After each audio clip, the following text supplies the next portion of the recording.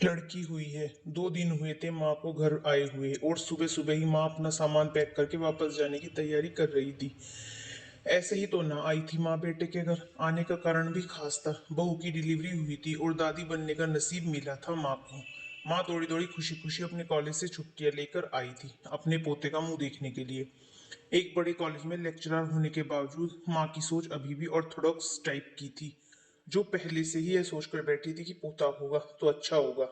माँ के अरमानों पर तब पानी फिर गया जब बहू ने बेटे को नहीं बेटी को जन्म दिया। हालांकि माँ यह सब अपने चेहरे पर दिखाना नहीं चाहती थी, लेकिन उनका बर्ताव सारी बातें बयां कर रहा था। माँ को वापस जाने की तैयारी करता देख बेटा माँ के पास आया और माँ से बोला, माँ 2 दिन तुम्हें आने को और तुम जाने की तैयारी कर रही हो। अरे बेटा, तुम तो जानते ही हो कॉलेज फिर से शुरू हो गए हैं। तुम्हारे पापा और मेरे लेक्चर फिर से शुरू करने पड़ेंगे। ज्यादा छुट्टियां भी तो नहीं ली थी मैंने, जाना तो पड़ेगा। लेकिन तू चिंता मत कर, थोड़े दिन बाद मैं और तुम्हारे पापा दोनों ही वापस आएंगे। अगले दिन सुबह सुबह माँ नहा धोकर जाने के लिए तैयार थी। बेटा किचन से चाय बनाकर माँ को देता है। माँ बेटे को बहू और पोती के बारे में पूछती है। बेटा कहता है दोनों सो रहे हैं। माँ बेटे से कहती है, खुशी की बात है बेटा, तेरे यहाँ लक्ष्मी ने जन्म लिया है। लेकिन मेरी मानो तब तुम और बहू मिलकर एक और बच्चा प्लान कर लो ताकि तेरी फैमिली पूरी हो जाए। हो सकता है मेरी बातें तुम्हें पुराने जमाने की लगे, लेकिन थोड़ा प्रैक्टिकल होकर सोचो। माँ कह रही थी और जो कहना चाहती थी वह बातें दोनों ही बहुत अलग थी। बेटे ने अपने जेब से अपना मोबाइल फोन निकाला और उसमें कई मैसेज माँ को दिखाए और बोला, देखो माँ, तुम्हारी बात तुमसे पहले यह दर्जनों लोग मुझे मैसेज में कह चुके हैं। हर कोई डायरेक्टली या इनडायरेक्टली मुझे यही कहने की कोशिश कर रहा है कि बेटा होता तो अच्छा होता, या फिर आगे बेटे के लिए ट्राई करो। माँ, तुम चाहे मुझे जो भी समझाने की कोशिश करो, लेकिन मैं यही कहूँगा कि तुम और पापा दोनों ही अभी भी पुरानी सोच को पकड़े हुए हो। और ऐसा मुझे इसलिए कहना पड़ रहा है क्योंकि अगर मेरा बेटा हुआ होता तो आप इतनी जल्दी जाने की तैयारी ना कर रही होती और उसे अपने हाथों में लेकर यहाँ से वहाँ खिला रही होती और पापा भी यहाँ पर होते। 21वीं सदी में जी रहे हैं हम, फिर भी ऐसी मान्यता है। और आप दोनों से मुझे उम्मीद न थी। आप हजारों बच्चों को लेक्चर देते हो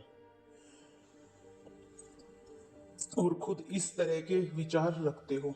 अगर आप ऐसा मानते हो कि बेटा और बेटी दोनों होंगे तभी फैमिली कंप्लीट होगी, तो मेरे एक सवाल का जवाब दीजिए कि मैं अकेला क्यों हूँ? मुझे कोई बहन क्यों नहीं है? माँ के पास बेटे के सवालों का कोई जवाब न था। वो अपनी नजरें झुकाए वहां से चली गई। बेटा अपनी माँ से बहुत प्यार करता था। वह बिल्कुल उनका अपमान करना नहीं चाहता था, लेकिन गलत विचारों का समर्थन करना भी उसे ठीक नहीं लगा। ये सारी बातें बहू ने भी सुन ली थी।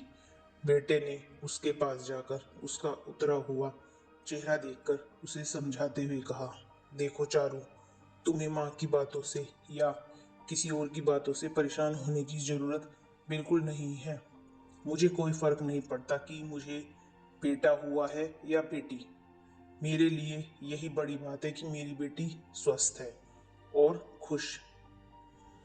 चारू बोली, मैं माँ की बातों से या किसी और की बातों से बिल्कुल परेशान नहीं हूँ, लेकिन हाँ, मैं परेशान जरूर हूँ। मैं एक समाज सेविका हूँ और मैं हर दिन कई लड़कियों से मिलती हूँ। अचरज की बात है कि मुझे आज तक एक भी लड़की ऐसी नहीं मिली जो कहती हो कि लड़की होने की वजह से उससे अलग तरीके से ट्रीट ना किया गया हो या कुछ सहना न पड़ा हो। मैं खुद एक औरत हूँ और इस बात का अनुभव मैंने भी किया है। और अब जब हमारे घर में भी एक लड़की ने जन्म लिया है तो मैं परेशान हूँ। पति अपनी पत्नी को समझाते हुए कहता है, कल्पना चावला, रानी Lakshmibai, PV Sindhu, Pratibha Patil, mother Teresa, Kiran Bedi, list इतनी लंबी है कि कभी खत्म ही ना हो। क्या इन सब ने यह सब फेस नहीं किया होगा? जरूर किया होगा। लेकिन उन्होंने दुनिया को जो साबित करके दिखाया है और जिस मुकाम पर वे पहुंची हैं वही हर लड़की को हौसला देने के लिए काफी है। और इन सब में जो सबसे पहला नाम आएगा, जो हमारी बेटी को हौसला देगा, वह होगा चारू शर्मा, यानी कि तुम्हारा। हमारी बेटी की हिम्मत और ताकत बनोगी तुम।